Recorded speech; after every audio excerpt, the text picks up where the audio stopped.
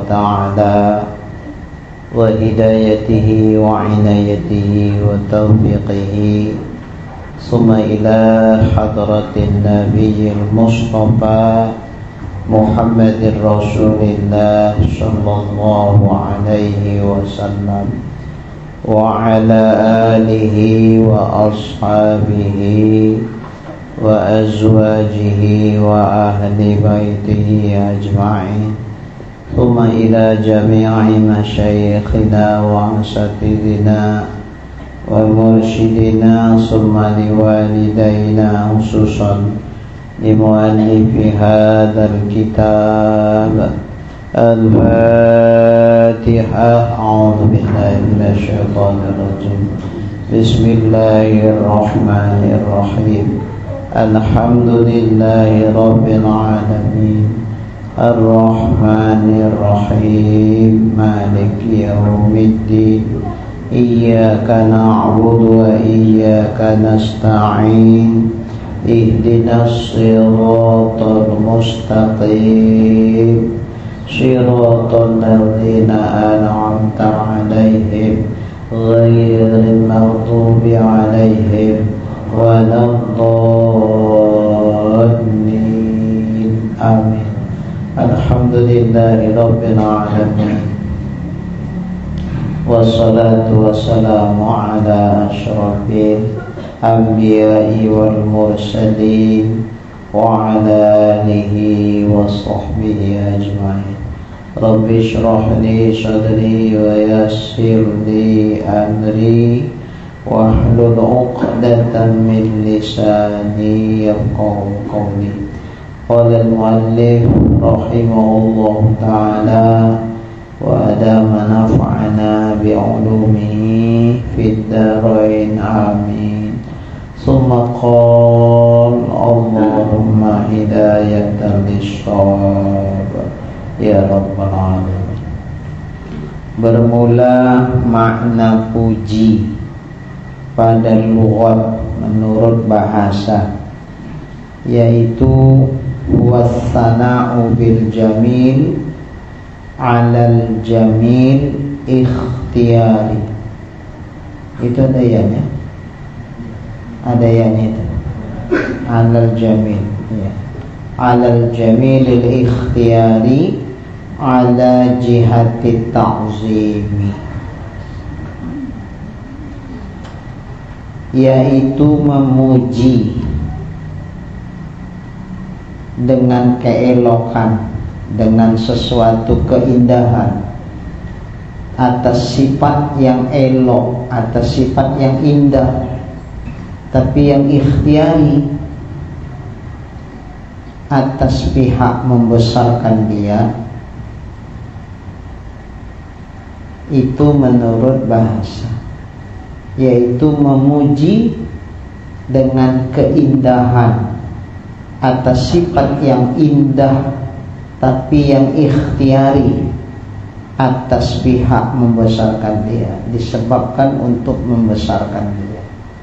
Itu menurut bahasa namanya memuji. Contoh seperti kita memuji dengan keindahan. Misalnya kita bilang subhanallah, cantik kali dia ya. Kita puji dengan kecantikan pada sifat yang memang sifat itu cantik, tapi yang ikhtiyari. Cantiknya itu sifat yang elok tapi yang ikhtiyari. Dan cantik orangnya, cantik pula akhlaknya. Jadi sifat dia yang cantik itu bukan cantik yang kebetulan memang tercipta cantik, memang ada ikhtiar dia mencantikkan sifatnya itu. Lembut, santun, apalagi itu? Apalagi itu? Lembut, santun, ramah, rendah hati, dan seterusnya lah ya. Nah, itu ramah, rendah hati, santun, itu sifat yang bagus nggak tuh? Sifat yang bagus. Itu muncul sendiri tanpa ada diusahakan. Enggak lah, diusahakan. Ya boleh, diusahakan, dibentuk itu. Dibentuk, artinya dia mengkondisikan dirinya untuk santun, untuk ramah, rendah hati, enggak sombong dan seterusnya. Lantas karena ada sifat dia yang bagus, yang sifat itu muncul pada dirinya karena hasil usahanya, kita puji dia dengan keelokan pula. Masya Allah, ramah kali ibu tuh ya, lembut, santun. Nah, pujian kita memuji dia dengan kebaikan, dengan keelokan atas sifat yang memang itu pun sifat yang elok. Tujuan kita memuji dia untuk membesarkan dia, itu namanya muji. Tapi kalau merendahkan itu nggak muji, namanya ngejek. Ada orangnya cantik, tapi kalau sifatnya Masya Allah, itu nggak muji namanya. Itu namanya ngejek. Bukan untuk membesarkan dia, tapi mengecilkan dia, merendahkan dia atas sifatnya itu yang nggak bagus. Kalau itu bukan muji namanya. Jadi pujian itu dengan maksud dan tujuan untuk membesarkan orang yang kita puji. Jadi kalau kita muji seseorang tidak untuk maksud membesarkan dia, itu bukan pujian, tapi bisa diartikan mengejek. Baik, itu menurut bahasa. Adapun menurut istilah, puji itu perbuatan yang memberitahu ia daripada membesarkan akan yang memberi nikmat, dengan sebab keadaannya yang memberi nikmat atas orang yang memuji atau atas orang yang lainnya. Sama ada perbuatan itu isinya perkataan dengan lidah, atau dengan i'tiqad dengan hati, atau amal dengan segala anggota. Itu sepanjangnya definisinya. Jadi menurut istilah, namanya puji adalah sebuah perbuatan, perilaku. Yang perilaku itu memberitahu daripada membesarkan akan yang memberi nikmat. Ini satu ungkapan, satu perbuatan untuk memberitahukan bahwa dia membesarkan, memuliakan orang yang memberi nikmat, dengan sebab keadaan dia memberi nikmat.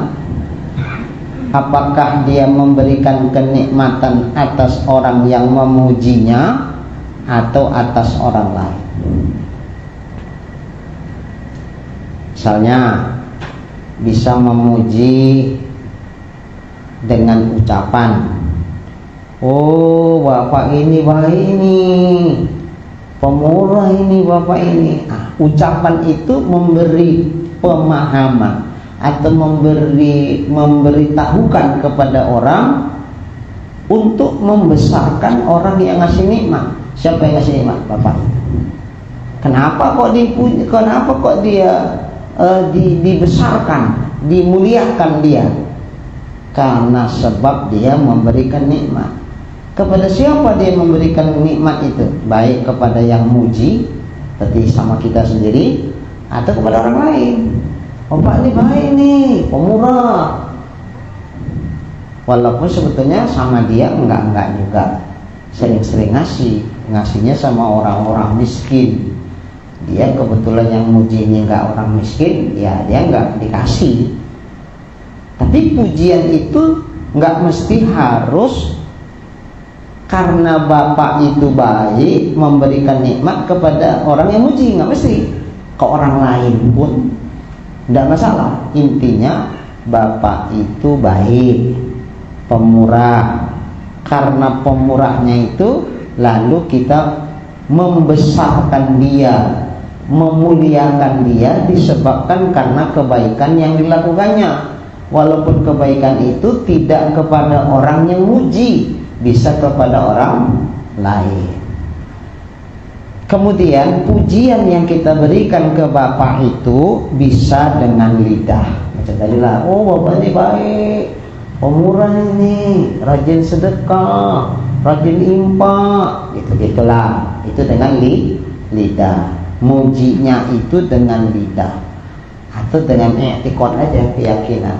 Di hati kita itu begitu sangat mengagumi dia, di hati kita itu begitu sangat memuliakan dia atas kebaikan-kebaikan yang dilakukannya, baik kepada kita ataupun kepada orang lain. Lantas kita membesarkan bapak itu, memuliakan dia, tapi cukup dalam hati.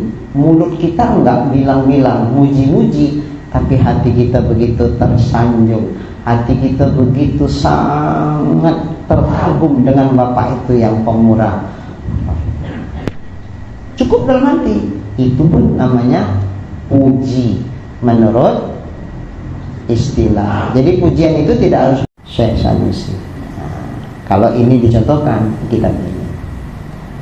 Kemudian yang kedua rukunnya mahmud, yang dipuji, yakni yang kena puji, yang dipuji. Siapa itu yang dipuji? Di dalam hal kita yang kita baca nih, kitab ini, tentu yang dipuji adalah Allahu subhanahu wa ta'ala. Yang ketiga mahmud bih.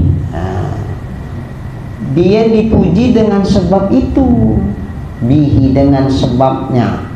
Mahmud, dia dipuji, itu namanya mahmud bih. Apa itu? Yaitu sifat yang kepujian yang sabit ya bagi Allah. Sifat yang terpuji, yang sifat itu ada pada Allah. Tersebab adanya sifat terpuji pada diri Allah, maka dia Allah dipuji. Maka sifat yang terpuji yang ada pada diri Allah itu namanya mahmud bih. Yang keempat, mahmud alaih, yang dipuji atasnya. Dia dipuji atas sesuatu itu, atasnya. Alaih itu atasnya. Apa itu mahmud alaih? Yaitu nikmat yang dipuji atasnya. Nikmat yang tersebab nikmat itu dia dipuji. Jadi nikmat yang diberikan Allah kepada hamba-hambanya,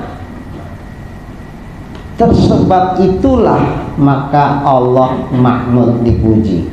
Maka nikmat yang diberikan Allah kepada si hamba tadi, itu nikmatnya disebut mahmud alaih, dipuji dia atasnya, atas nikmat itu. Yang kelima, lafaz. Ada lafaz pujian seperti katanya alhamdulillah. Alhamdulillah, itu kata-kata alhamdulillah, itu lafaz pujian. Atau si anu pemurah, oh si anu itu pemurah itu, ucapan si anu pemurah itu namanya lafaz pujian. Oke. Jadi kalau umpama ke orang, tadi kan ke Allah ya. Kalau umpama ke orang, ada seorang, contohnya tadilah pemurah, hamidnya tentu orang yang muji. Umpama kalau saya bilang, oh bapak itu pemurah, orangnya nggak pelit, Saya disebut karena saya muji, saya namanya Hamid. Bapak itu namanya Mahmud. Dan sifat pemurah yang ada pada diri bapak itu namanya Mahmud bih.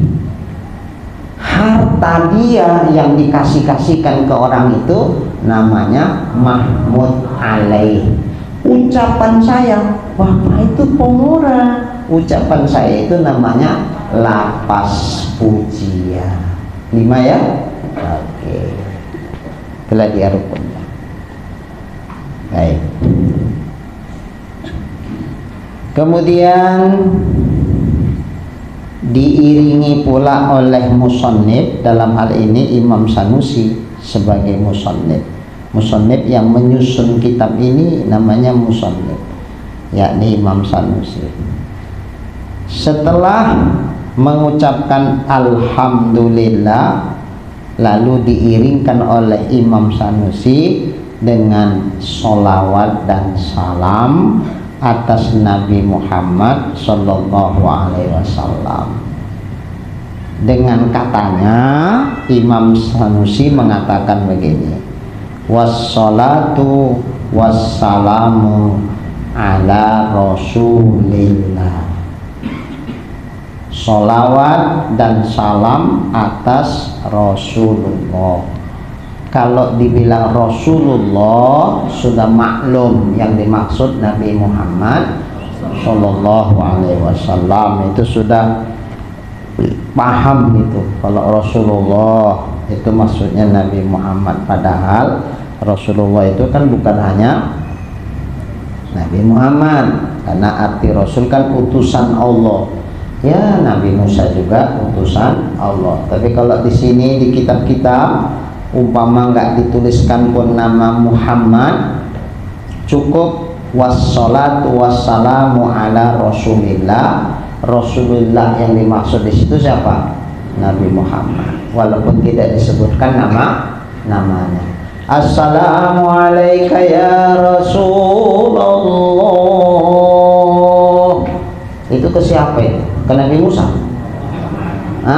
Ke Nabi Muhammad, walaupun tidak disebutkan nama Nabi Muhammad. Assalamu alayka ya Muhammad Rasulullah. Nggak pala begitu, cukup assalamu alayka ya Rasulullah. Salam atas engkau wahai Rasulullah. Siapa Rasulullah dimaksud? Nabi Muhammad. Udah maklum itu, nggak harus disebut namanya. Jadi kalau kita berselawat, jangan cuma selawat aja, iringkanlah dengan salam, mengamalkan ayat Quran. Innallaha wa malaikatahu yusalluna 'alan nabi. Sesungguhnya Allah dan para malaikat mereka berselawat kepada Nabi. Ya ayyuhalladzina amanu, wahai orang-orang yang beriman, sallu alaihi, berselawatlah kamu kepada Nabi, wasallimu, dan ucapkan salam kepada Nabi, berarti sholawat dan salam. Taslima, sungguh benar, sungguh-sungguh ucapkan salam itu. Ustaz, tapi Nabi Muhammad sudah meninggal, kira-kira dengarnya Nabi itu Assalamu alayka ya Rasulullah. Kita di Masjid Darul Haq itu sewa benteng hilir ya. Nabi Muhammad udah meninggal, dikubur di Madinah. Dengar nggak kira-kira sampai sana? Kalau nggak dengar, udah ngapain? Dengar nggak Bu?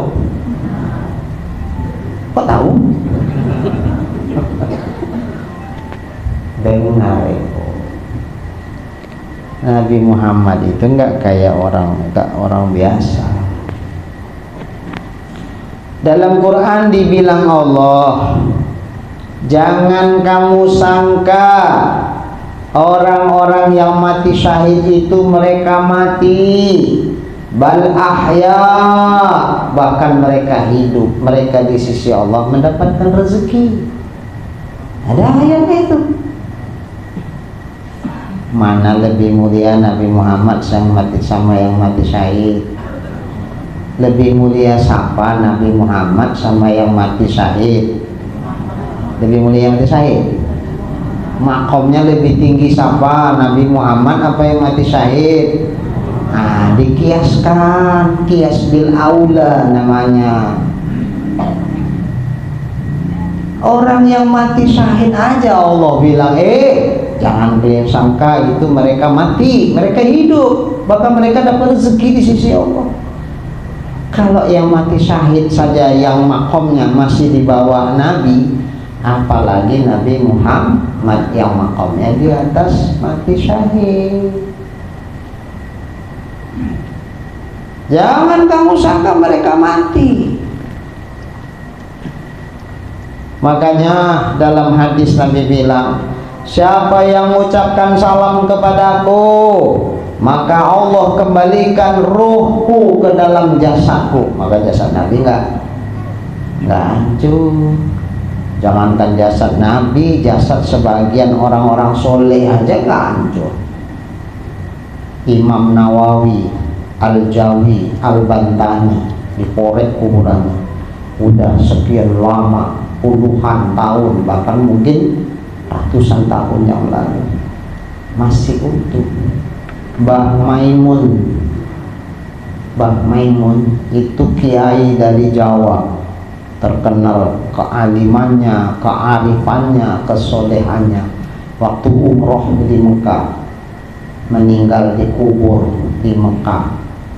Lantas peraturan di Mekah itu kalau udah sekian tahun itu kuburnya dibongkar, diambil untuk dipindahkan karena udah tinggal tulang-tulang, untuk diganti sama mayit yang baru. Gitu peraturan di sana.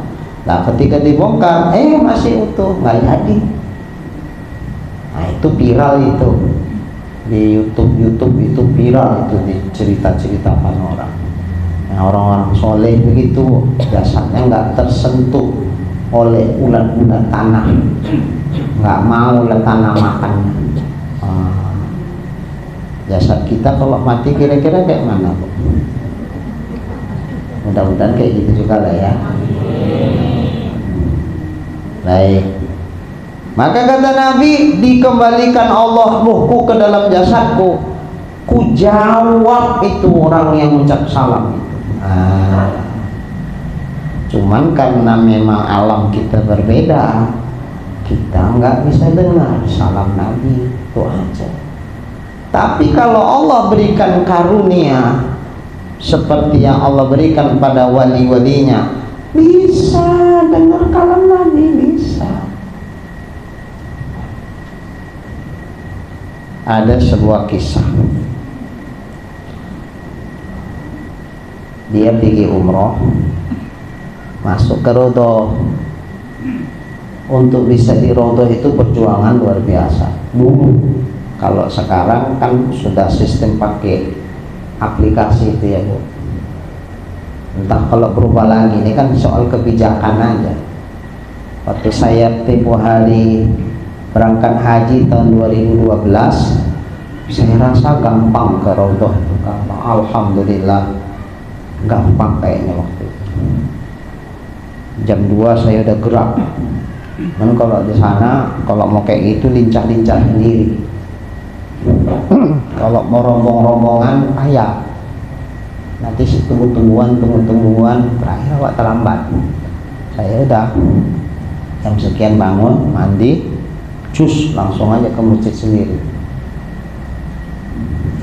Jam-jam segitu Raudhah. Ibu tahu Raudhah nggak? Nanti kan Raudhah. Pikirnya tetangganya pula yang namanya si Raudhah. Kata Nabi, baina mimbari wa baiti Raudhah min riyadil jannah. baina mimbari, antara mimbarku. Mimbar itu tempat khutbah, itu mimbar. Dulu Nabi waktu awal-awal masjid itu dibangun, Nabi kalau kan sunat khutbah itu di tempat yang tinggi. Rupanya di masjid itu ada pohon kurma tumbang. Jadi Nabi kalau khutbah naik ke batang pohon kurma yang tumbang itu. Situlah Nabi khutbah. Sampai akhirnya sahabat berinisiatif, kalau dibikinin mimbar Nabi ini kayaknya lebih bagus, nggak pala di batang pohon kurma gitu berdirinya. Akhirnya minta izin, ya Rasulullah, apakah engkau izinkan untuk kami bikinkan mimbar supaya engkau bisa berkhutbah di atas mimbar itu? Nabi kasih izin, ya dibikin. Begitu siap mimbarnya, diletakkanlah ke tempat biasa Nabi khutbah. Sejak itu Nabi tidak lagi mijak batang pohon kurma yang tumbang itu, jadi mimbar lagi. Tiba-tiba terdengar suara nangis, tapi nggak nampak orangnya. Kalau kita udah lari ya, nangis. Orang bingung, siapa yang nangis? Tengok-tengok, nggak ada. Karena kok ada suaranya. Rupanya ibu tahu, Bu, dari mana sumber suara itu? Dari pohon kurma itu. Disapa Nabi, kenapa kau menangis? Aku sedih setelah ada mimbar, engkau tidak lagi memijak tubuhku. Padahal satu kebanggaan dan kebahagiaan yang luar biasa ketika kau naik di atas tubuhku, mijak aku. Bu, pohon kurma aja begitu sangat tersanjung, begitu sangat bahagia, senang tubuhnya dipijak-pijak Nabi. Menunjukkan apa itu? Betapa ia sangat mencintai Nabi, sehingga dia begitu senang kalau Nabi naik, dipijaknya lah batang pohon. Lah kalau pohon begitu sangat mencintai Nabi, kalau kita nggak cinta sama Nabi ini kayak mana? Ibu udah cinta sama Nabi? Insya Allah nggak gitu. Apalah buktinya? Oh, cinta tuh butuh bukti kok. Cuman ngomong I love you, love you, love you, love you. Bukti nih I love you apa? Wong pelik kok I love you. Akhir terus nggak pakai tayan awal, jadi 9. Allahumma sholli ala sayyidina Muhammad wa ala ali sayyidina Muhammad. Tahiyat awal, tahiyat akhir. 4 kali 2 8 tambah subuh 1 9. Itu pun kalau nggak perih sholatnya. Kalau lagi haid nggak salawat. Tiba-tiba ngaku-ngaku cinta. Opo cinta? Cinta itu butuh pengorbanan. Batang pohon itulah seneng dan dipijak badannya. Nangis dia, sedih ketika Nabi tak lagi memijak badannya. Masya Allah. Baik, sampai akhirnya Nabi pernah ngomong, baina mimbari, antara mimbarku ini, mimbar aku khutbah ini, sama rumahku. Raudhah min riyadil jannah. Ini satu taman dari taman-taman surga. Jadi kalau kita berada di situ, seolah kita berada di taman surga. Makanya orang berebut-rebut untuk ke situ. Rumahku, kata Nabi, itu mana? Itu rumahnya Aisyah. Dulu Masjid Nabawi itu nggak luas kayak sekarang itu, nggak pala luas. Awal-awal pun batasnya cuma paret doang, nggak dikerami, enggak, padang pasir itu aja. Kan ada kisah Arabi itu, orang Arab tapi di Badui kampung, kencing di masjid. Kan ada tuh hadisnya, kencing. Wow, sahabat pada berdiri, mau ngapain dia? Apa-apaan nih kencing di masjid. Model dia kan yang penting nggak nampak itunya udah selesai gitu. Mau di mana aja nggak apa-apa. Sebelahnya ada orang pun nggak peduli dia. Tapi dicegah Nabi, suruh duduk. Kenapa? Orang lagi kencing lah, kalau mau dideketin, mau dipukul, pasti kan takut. Ya kalau takut itunya lagi keluar, berselema enggak? Wah, makanya Nabi tahan sahabat itu yang berdiri. Siap dia kencing, panggil Nabi, ambil ke air, siram bekas kencing. Nah kalau kayak kita di ini karpet ini suruh disiram kayak mana itu kencing, jadi mana berselema kan nanti saya kan. Nah ini enggak, waktu itu masih tanah gurun padang pasir, begitu disiram kan meresap ke bawah ya, suci. Nah, ada di situ pahamlah kita, waktu itu masjidnya masih pasir, belum diapa-apain. Sekarang yang megahnya luar biasa ya. Ibu masuk, subhanallah, ya Allah, di halamannya kan nampak kuncup, Bu. Kalau malam kuncup, kuncup. Belum pernah dia ke sana. Nengok kuncup, heran dia, kok kuncup? Ya memang itu, siang terbuka, begitu malam tertutup. Itu halamannya. Kalau ibu pernah ke Aceh, Masjid Baitur Rahman, wis desainnya itu mirip-mirip kayak itulah. Nah, dalamnya masya Allah, saking terkagum-kagum, nggak sembayang masih dulu ya. Kalau dulu nggak, akhirnya dibangunlah masjid. Atas Nabi ngemper-ngemper untuk rumah istri-istri Nabi, termasuk untuk Aisyah. Ini bangunan masjid, pintu, wes kamar Nabi sama Aisyah. Pernah diriwayatkan Nabi rebah-rebahan, separuh badan Nabi di masjid, separuhnya lagi di rumahnya, di pangkuan istrinya. Kepala Nabi itu dipangku sama istrinya, sambil rambutnya disisiri, dilusir gitu loh, Bu. Nabi sama istrinya gitu. Ibu gitulah sama bapak. Gini Pak, Nabi ngono Pak, ini Pak. Tanda sayang sama suami. Ini suami dibentain. Sayang-sayang. Nah, tapi kalau sayangnya jangan ada maunya lah. Ya, Bu. Ada udang di balik peyek. Sayang rupanya dilukne gajian.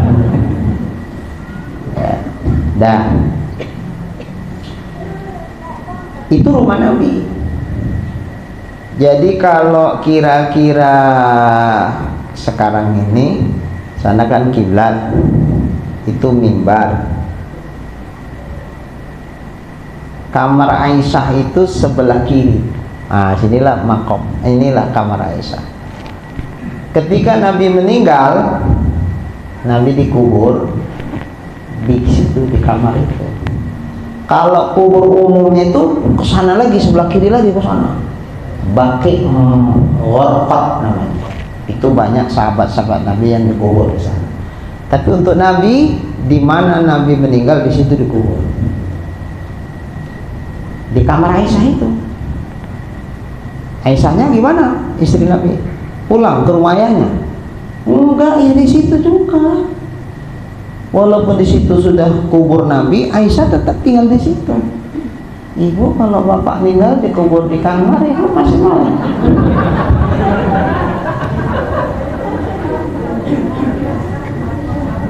Mau, Bu? Kenapa? Tapi bapaknya di situ, bukan orang lain. Ditangi, kok bunyi gitu. Nah, disitulah dikubur. Aisyah tetap di situ. Habis itu meninggal Abu Bakar Siddiq, dikubur di belakang Nabi.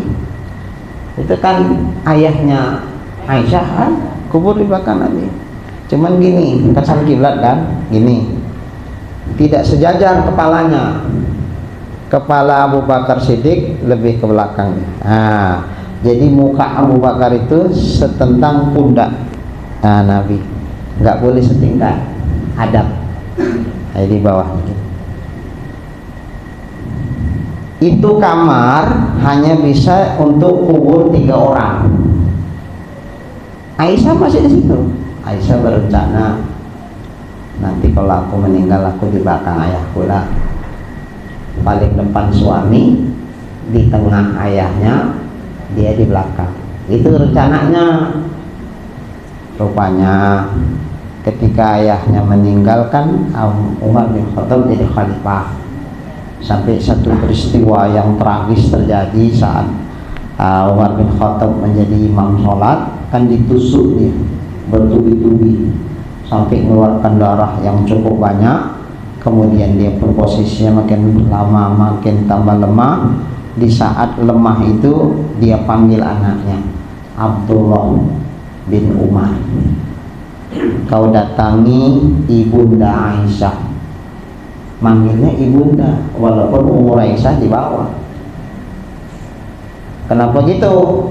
Karena istri-istri Nabi itu dikasih gelar Ummul Mukminin, ibunya orang-orang beriman. Makanya Nabi meninggal nggak boleh menikahi janda-janda Nabi. Menikahinya sama kayak nikahi mamanya sendiri, nggak boleh. Dah, jumpai Ummul Mukminin ibunda Aisyah, sampaikan salam ayah kepadanya, sekaligus mintakan izin umpama umur ayah nggak panjang meninggal dunia, ayah minta izin untuk dikebumikan, dikubur bersama dengan 2 sahabat ayah. Siapa itu sahabat dimaksud? Nabi Muhammad dan Abu Bakar Siddiq. Nggak tega Aisyah, ya udahlah dikasih. Nggak lama meninggal, kubur di situ. Lalu Sayyidatina Aisyah bagaimana? Masih di situ? Masih. Cuman ada beda. Bedanya di mana? Ini kan ruangan tertutup, kamar kan nggak kelihatan dari luar. Umpama buka jilbab misalnya, kan nggak apa-apa, nggak ada yang lihat kan, Bu. Waktu masih ayahnya sama Nabi, buka kepala masih. Tapi begitu ada Umar, kepalanya bahkan tidur di kamar itu pun nggak pernah dibuka. Auratnya dibungkus semuanya, nggak pernah dibuka. Kenapa? Malu aku ada Umar. Begitulah, sama yang udah meninggal pun malu, apalagi sama yang masih hidup. Sekarang jangankan sama yang mati, sama yang hidup aja nggak malu. Gitulah akhlak ibunda Aisyah radhiyallahu anha, luar biasa. Nah, karena Nabi dikubur di situ, saat Nabi ngomong itu kan Nabi belum meninggal. Baina mimbari, antara mimbarku tempat aku khutbah nih dan rumahku. Kenapa Nabi bilang rumahku? Bukan baina mimbari wa qabri, antara mimbarku dan kuburku. Ya Nabi belum dikubur, waktu itu belum mati tuh. Tentu Nabi ngomongnya baina mimbari wa baiti, antara mimbarku dan rumahku. Rumahku itu dimaksud adalah kamar Aisyah itu. Di situ Nabi dikubur. Maka antara mimbar Nabi dengan kubur Nabi yang sekarang ini kan sudah nggak kamar Aisyah lagi. Aisyah udah dikuburnya di tempat lain. Jadi tinggal kubur di situ. Maka antara mimbar Nabi dan kubur Nabi itu satu taman dari taman-taman surga. Ini berebut orang untuk masuk kemari. Nah, kalau sekarang untuk sampai ke sana, masa kita waktu baru-baru ini umroh itu pakai semacam apa? Barcode. Itu jatah, mau kita di Madinah 10 hari, mau 5 hari, mau 3 hari, pokoknya selama kita di situ cuman dapat jatah ke rodohnya sekalian. Sekali aja, nggak bisa lebih. Nah, memang jatahnya gitu. Kenapa kok gitu? Supaya ngasih kesempatan untuk yang lain, kita pun nyaman, tidak berdesak-desakan. Memang kita masuk ke situ, Ibu, nggak rame padat masa kayak saya tempo hari. waktu haji. Dah sampai di situ, cuman jatahnya sebentar. Paling sholat 2 rakaat. Begitu angkat tangan, haji, roh, katanya. Haji, gantian, begini. Yang lain mau masuk juga. Makanya diakali. Nah, kalinya macam mana? Biar supaya jangan diusir cepet-cepet, doanya jangan angkat tangan waktu udah salam, waktu sujud itu. Dibilang juga nya, haji gitu juga. Haja gitu juga. Tapi nggak berani diangkat, nggak berani ngangkat orang itu. Lagi sholat kan, nah, ada etika juga. Cuma diingatkan, udah sholatnya jangan lama-lama gitu. Tapi nggak berani ngusir, nggak berani. Coba kalau yang katakan, macam lah itu. Nah, gitu caranya. Cuman itu pun yang nggak usah sampai setengah jam, Bu. Ngasih kesempatan sama yang lah. Nah, kalau masa saya tempo hari waktu 2012 haji tadi jam 2 itu masih dibersihkan, itu kayak terpal gitu, ditutup, dibersihkan. Udah siap, setengah 3 dibuka. Begitu dibuka kayak ayam dikasih makan. Kayak mana ini? Taburkan makanan. Kayak mana, Bu? Ngejer ya? Pada ngejer. Begitu penuh, petugasnya sigap. Tutup. Nah, kalau nggak ditutup, pijit-pijitan di dalam. Tutup dah. Yang sudah di dalam, alhamdulillah, sampai subuh puas lah. Makanya ibadah di sana, Bu, satu kuncinya, tahan buang air, tahan buang angin. Kalau sebentar-sebentar mau kencing, nggak mungkin kencing di celana di masjid kan? Pastinya keluar. Kalau udah keluar, jangan harap bisa sampai di situ lagi. Jangan harap, nggak bakalan. Nggak bakalan dapat. Nah, kalau kita bisa tahan, enak, nikmat itu. Nah, sampai subuh, sholat, baca Quran, segala macam. Saya rasa waktu itu kok bisa dibilang puas. Nah, sekarang ini waktu berangkat umroh belakangan setelah haji, wah Allah, pakai ring-ring. Waduh, udah saya orang Indonesia pendek-pendek, saya dibandingkan orang Indonesia udah lebih pendek lagi. Jangankan sama orang Arab, sama orang Indonesia pun saya pendek. Jadi begitu kok nak jepit gitu, Bu, waduh, macam sesak napasnya. Begitu. Tapi nggak mungkin kita keluar. Udahlah, ikuti aja lah, ya Allah, pasrah semua. Tutup ring 1. Yang di sini diusir, udah. Yang di Raudhah diusir, buka, masuk. Yang sini dibuka, masuk, tutup lagi, gitu. Pakai ring-ring sampai 3 ring kalau nggak salah. Begitu. Kalau nggak kayak gitu, luar biasa padatnya manusia. Insya Allah. Udah nggak senyaman kayak dulu lagi. Tingkat manusia makin banyak ke Mekah.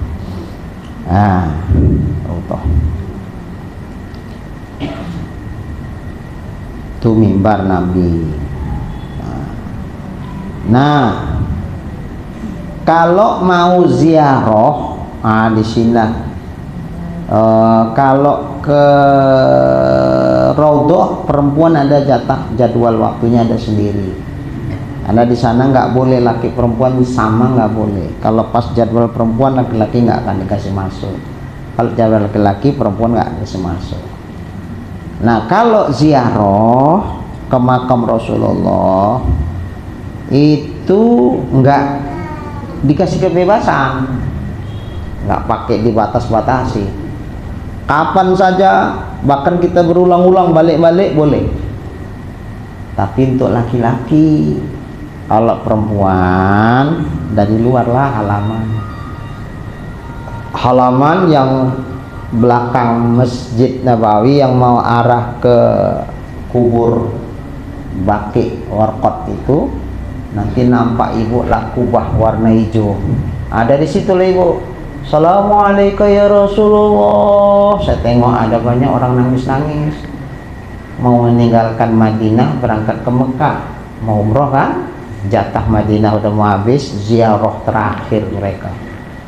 Dari luar, Assalamualaikum ya Rasulullah, nangis.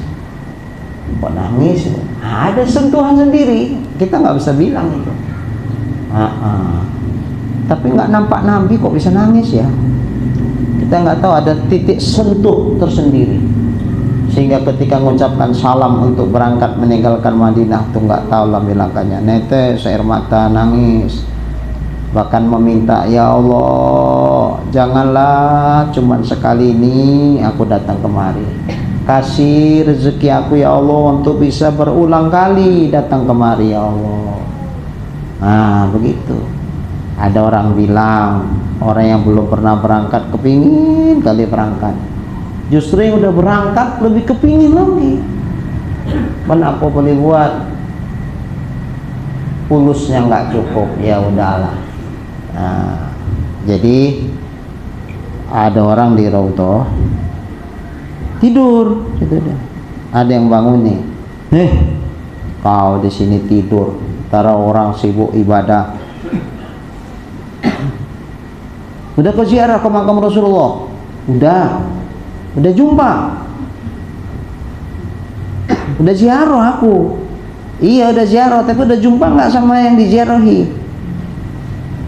Jumpa. Kayak mana jumpanya? Kayak mana caranya? Kasih tahu gini.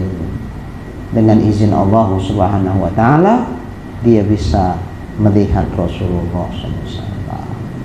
Itu memang membutuhkan kebersihan hati. Kalau Allah izinkan, kenapa enggak? Apa payahnya untuk Allah memperlihatkan dia kepada Rasulullah? Nah itu udah bisa, dimensi batin dia udah bisa kebersihan. Ya biasa begini, wali-wali biasa. Tapi wali Allah, kalau kita kan masih wali murid, ya belum bisa lah kalau wali murid. Baik, maka oleh karena itu banyak-banyak baca salawat, Kalaupun nggak bisa melihat layak macam kita melihat di dunia ini, minimal ketemu Nabi dalam mimpi pun jadi. Ya Bo, ketemu sama Nabi dalam mimpi pun jadi. Dulu kita dapat amalan dari almarhum guru kita. Mau ibu mimpi ketemu Nabi?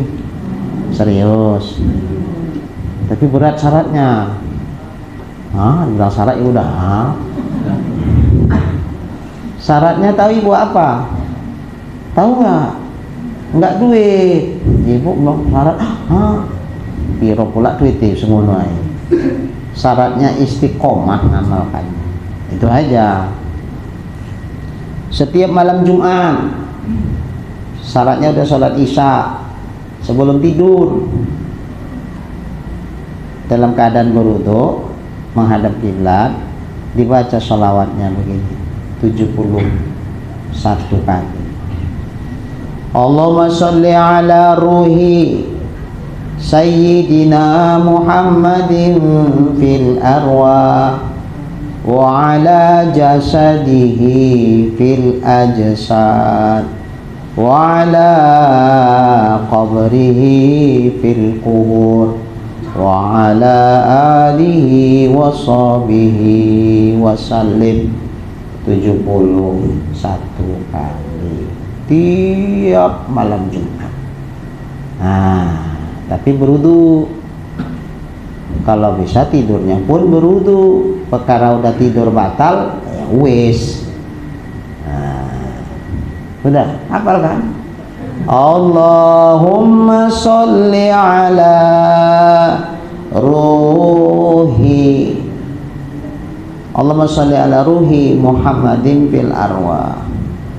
Allahumma sholli ala ruhi Muhammadin fil arwah wa ala jasadihi fil ajsad wa ala qabrihi fil qubur wa ala alihi wa sahbihi wa sallim.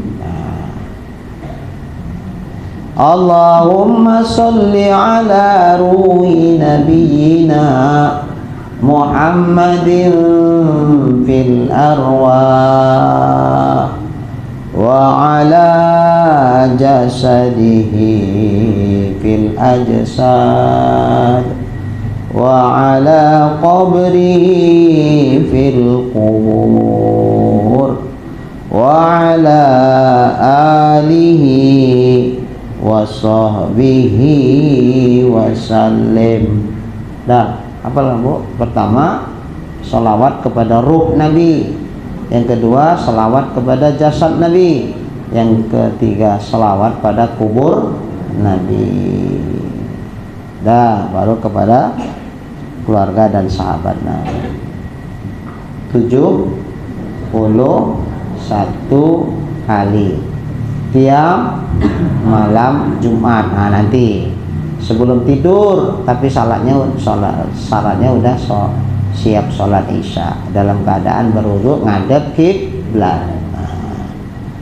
Dah, kalau mengamalin ini bilang sama bapak, Pak sebentar ya Pak, mengamalin dulu. Ngamalin apa? Selawat gitu. Jangan nanti kirim bapak, alah ibu ini pun ngelak-ngelak, wah. Minta izin. Ya. Dah apa? Allahumma sholli ala ruhi nabiyina Muhammadin fil arwah wa ala jasadihi fil ajsad wa ala qabrihi fil qubur wa ala alihi wa sahbihi wa sallim. Ayo.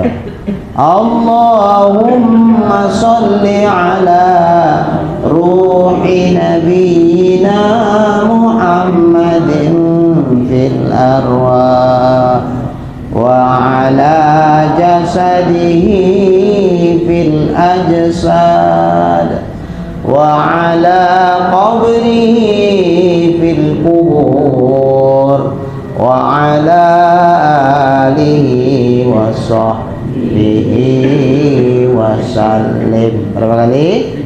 71 kali tiap malam Jumat setelah sholat dalam keadaan menghadap wis. Malam ini mulai diamalin 71 kali ya Bu, tiap malam Jumat. Pak Ustaz udah diamali seminggu kok enggak juga. Kan tadi syaratnya apa? Istiqomah, walaupun belum bacain aja, amalin terus. Nah, umpama jumpa, kok pesek Nabi ya? Kok hitam muka Nabi? Itu cerminan dari hati kita. Jangan kita tuduh Nabi jelek, Nabi paling ganteng Bu. Iya, itu Ibu, ganteng Nabi itu beda sama ganteng Nabi Yusuf. Nabi Yusuf itu memang ditunjukkan Allah kegantengannya. Nabi Muhammad dipoles. Seandainya dilepas kayak Nabi Yusuf aja ibu-ibu tangannya kesayat, nggak terasa sakit. Kalau Nabi Muhammad dilepas kegantengannya, nggak ditutupi sama Allah Ta'ala, nggak ada yang sanggup perempuan nengok Nabi. Itulah bedanya. Jadi Nabi nggak hitam, nggak pesek. Itu Nabi Muhammad Ibu, nggak terlalu tinggi jangkung, tapi juga nggak pendek. Kalau duduk di tengah-tengah sahabat, pundak Nabi tetap berada di atas pundak-pundak sahabat. Wah, nggak di bawah itu. Nabi Muhammad nggak ada lalat hinggap di badannya, nggak ada. Itu bukan nggak ada. Kalau awak kan sering. Nggak ada ya. Kalau kita wangi kan gitu baru wangi ya Bu ya. Kalau Nabi Muhammad tubuhnya itu wangi, keringat Nabi itu wangi. Jadi tubuh Nabi, keringat Nabi itu sudah jadi minyak wangi. Kalau kita aduh keringatnya suaminya aja pun aduh sengak akulah ya Allah. Dah itu Nabi Bu, nggak ada bayang-bayang. Nabi jalan, nggak ada bayang. Saya kan ada pembayangan, Nabi nggak ada. Banyak kelebihannya. Nanti bisa nanti dibaca dalam kitab Syama'il Muhammadiyah. Itu memang menceritakan bagaimana kepribadian Nabi, akhlak Nabi, fisik Nabi. Nah, bagus dibaca untuk lebih kita mengenal Nabi, supaya tumbuh rasa cinta kita kepada Nabi. Bu, Ibu jangan lebih kagum sama pemain sinetron dari Nabi. Ini kadang-kadang kan sama pemain sinetron lebih kagum, sama petinju lebih kagum sama Nabi. Mana itu Ustaz Syekh? Sama pemain bola, dulu yang terkenal siapa itu? Ronaldo. Ronaldo. Asik mulutnya nyeritain Ronaldo aja. Kok lebih kagum sama Ronaldo daripada Nabi Muhammad SAW? Kalau kita mau kagum, kagumilah Nabi Muhammad dengan segala kelebihan. Makanya Nabi bilang, tidak sempurna iman diantara kamu sehingga ia lebih mencintai aku dari apapun yang dicintai. Ibu lebih cinta sama Nabi apa sama bapak? Nah, betul. Lebih cinta sama Nabi atau sama anak? Anak. Iya, masih gitu kita. Berarti kalau gitu iman kita belum sempurna. Iman yang sempurna itu Nabi nomor 1, yang lain baru nomor sekian. Bu, Siti Khadijah itu waktu menikah sama Nabi itu seorang wanita yang kaya raya di kalangan orang Arab itu, di Mekah itu sangat dihormati, itu kaya raya. Begitu nikah sama Nabi, sampai pada akhirnya pakaiannya pun Bu, pakaian lama udah lusuh-lusuh, nggak sanggup beli pakaian yang baru, itulah yang dipakai sampai habis hartanya untuk biaya dakwah Nabi. Satu ketika dia nangis, neteskan air mata sedih. Lalu Nabi dicandai sama Nabi. Kenapa nyesel nikah sama saya? Hartamu habis semuanya, nggak tersisa lagi. Oh, makin kuat nangisnya. Iya, nyesel. Bukan. Yang kutangiskan bukan karena hartaku habis. Yang kutangiskan karena aku nggak bisa lagi membantu engkau untuk menjalankan dakwah agama ini, karena sudah habis. Bukan habisnya itu, tapi udah nggak bisa lagi mau ngasih apa. Ya Rasulullah, umpama Tuhan akan menyeberang, tak ada titi untuk penyeberangan, tubuhku siap kau jadikan sebagai titi asal kau bisa menyeberang.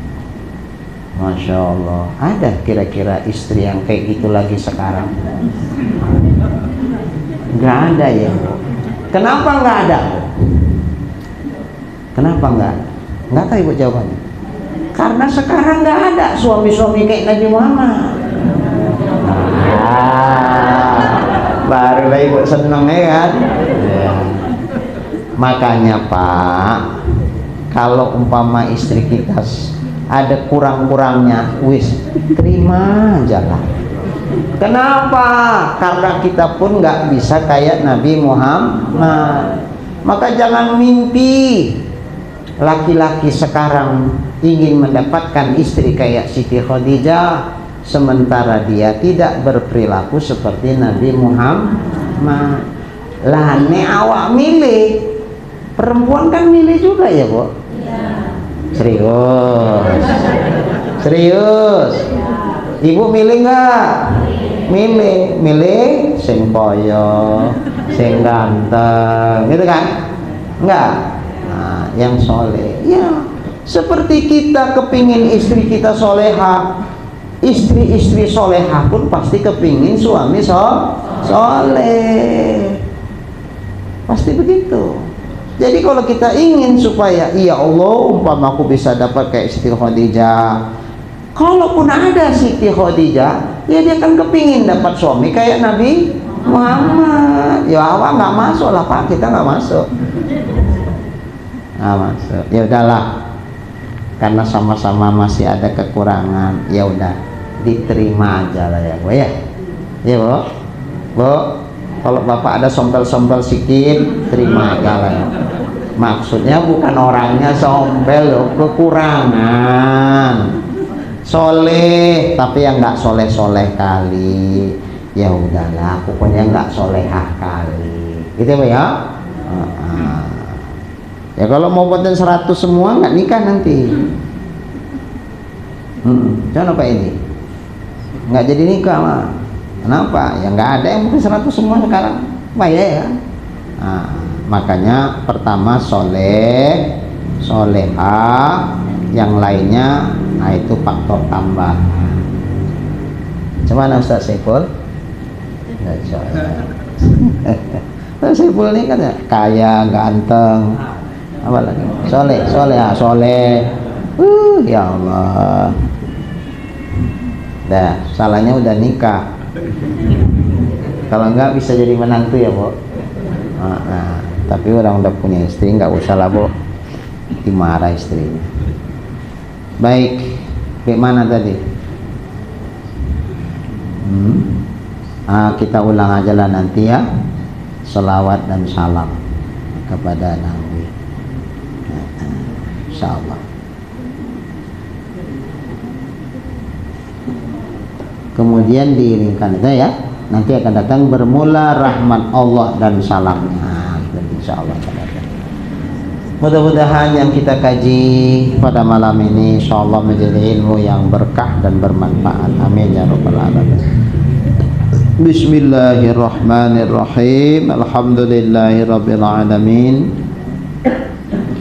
Wassalatu wassalamu ala asyrafil anbiya'i wal mursalin wa ala alihi wa sahbihi ajma'in. Allahumma arzuqna imanan kamila wa yaqinan sadiqa wa qalban khashi'a wa ilman nafi'a wa amalan maqbula wa taubatan nasuha wa husnal khatimah. Allahumma arzuqna rizqan wasi'an halalan tayyiban mubarakan jamila wa ilal khairi qarribna wa 'ani syarri ab'idna wa qdi hawaijana fid dini wad dunya wal akhirah innaka ala kulli syai'in qadir. Sallallahu ala sayyidina Muhammad wa ala alihi wa sahbihi ajma'in. Alhamdulillahi rabbil alamin. Taqabbalallahu minkum.